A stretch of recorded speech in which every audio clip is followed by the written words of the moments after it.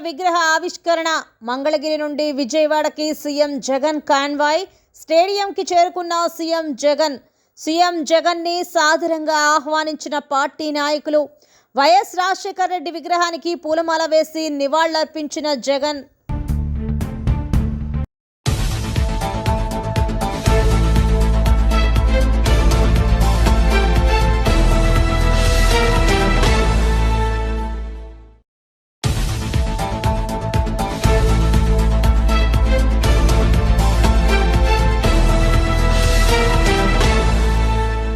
విజయవాడలో అంబేద్కర్ విగ్రహ ఆవిష్కరణ మంగళగిరి నుండి విజయవాడకి సీఎం జగన్ కాన్వాయ్ స్టేడియంకి చేరుకున్న